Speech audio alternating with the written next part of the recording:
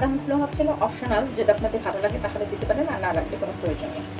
তো অলরেডি কিন্তু আমার পায়েসটা হয়ে গিয়েছে সাবুদানার গাজর দিয়ে। আসসালামু আলাইকুম ভিউয়ার্স, দারুণ স্বাদের একটা রেসিপি নিয়ে আসছি। সেটা হচ্ছে সাবুদানা ও গাজর দিয়ে মজার একটা পায়েস রান্না করে দেবো। তার জন্য আমি এখানে ঘি নিয়েছি, আর ঘিটার ভিতরে আমি কিছু বাদাম নিচ্ছি। বাদামগুলো আমি ভেজে উঠাবো। এখানে আমি কাঠবাদাম আর কাজু বাদামটা নিয়েছি। বাদামটাকে ভেজে নেবো, খুব বেশি ভাজবো না, জাস্ট কোনোরকম একটু ভেজে উঠাই নেবো। এখন দিয়ে দিচ্ছি কটা কিশমিশ দিয়ে। বাদাম দিয়ে আমার ভাজা হয়ে গেছে, দেখেন কিশমিশটা ফুল একদম ডাবল হয়ে গেছে। এখন আমি উঠিয়ে দিচ্ছি, বাদামগুলোকে উঠিয়ে নিচ্ছি। এখন আমি এই ঘির ভিতরে আমি গ্রেট করে রাখা গাজরগুলোকে ভেজে নিচ্ছি।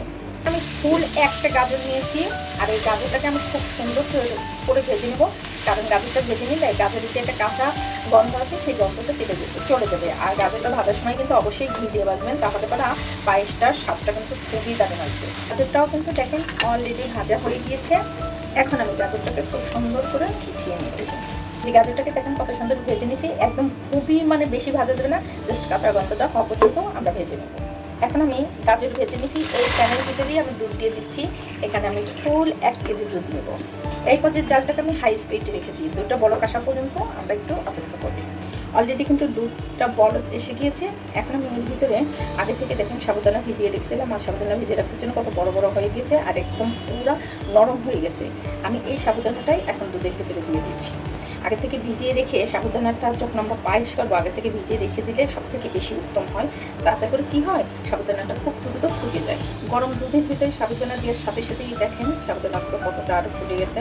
আর সবসময় সাবুদানা রান্না করার ক্ষেত্রে পানির ভিতর দিলেও গরম পানির মধ্যে দেবেন, দুধের ভিতর দিলেও কিন্তু গরম দুধের ভিতর দেবেন। তাতে করে সাবুদানাটা দ্রুত ফুটে যায় আর খুব সুন্দর হয়। আর কাঁচা দুধ বা কাঁচা পানির ভিতরে সাবুদানাটা দিলে কিন্তু দ্রুত ফোটেও না, জামড়ে ধরে যায়। এভাবে করে আমি সাবুটাকে প্রায় 4 থেকে 5 মিনিট রান্না করে নেবো। সাবুদানাটা যখন ফুটে যাবে তখন আমি এর ভিতরে চিনিটাকে অ্যাড করে দেবো। তো দেখেন সাবুদানাটা কিন্তু অলরেডি একটা ফোটা ভাব কি অলরেডি ফুটে গিয়েছে।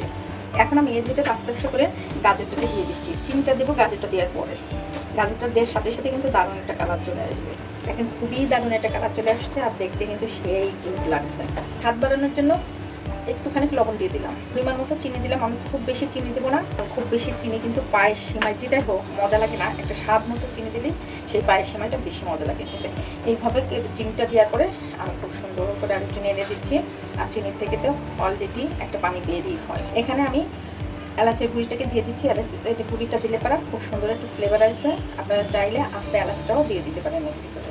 অলরেডি কিন্তু আমার পায়েসটা কমপ্লিট হয়ে গেছে। এখন আমি এর ভিতরে আগে থেকে ভেজে রাখা বাদামগুলোকে দিয়ে দিচ্ছি। বাদামগুলো হচ্ছিল অপশনাল, যদি আপনাদের ভালো লাগে তাহলে দিতে পারেন, আর না লাগলে কোনো প্রয়োজন নেই। তো অলরেডি কিন্তু আমার পায়েসটা হয়ে গিয়েছে সাবুদানার গাজর দিয়ে। এখন আমি পায়েসটা পরিবেশন করে দেখিয়ে দিচ্ছি। আমার এখানে লবণ এবং মিষ্টি একদম পারফেক্ট হয়ে গেল। আর কত সহজেই আমি এই পায়েসটা রান্না করে নিলাম সেটাই কিন্তু আপনাদের দেখিয়ে দিলাম। আমি বরাবরের মতো সবসময় আপনাদের আগেও বলেছি, এখনও বলছি, সবসময় পায়েস এবং সেমাই ছোটো ছোটো বাটিতে করে ঢালবেন। তাতে করে কী হয়, এতে খেতেও ভালো লাগে, আবার কাউকে দিতেও ভালো লাগে। আর ফুল একটা বাটিতে ঢাললে পারা ওখানোর পরে কিন্তু একটা পানি এসে যায়। আপনারা যদি আমার চ্যানেলে নতুন হয়ে থাকেন অবশ্যই আমাকে একটা সাবস্ক্রাইব করে আমার পাশে থাকবেন। ফেসবুক থেকে দেখে থাকলে অবশ্যই একটা ফলো এবং লাইক দিয়ে রাখবেন, যাতে করে আমার রেসিপিগুলো খুব দ্রুত আপনাদের মাঝে চলে যায়। আর আমার রেসিপিটা কেমন লাগলো অবশ্যই কমেন্টস করে জানিয়ে দেবেন এবং বেশি বেশি করে আমার ভিডিওগুলো শেয়ার করে দেবেন। এই পর্যন্ত সবাই ভালো থাকবেন, সুস্থ থাকবেন। নতুন নতুন কোনো রেসিপি নিয়ে আবার সামনে হাজির হবো। আল্লাহ হাফেজ।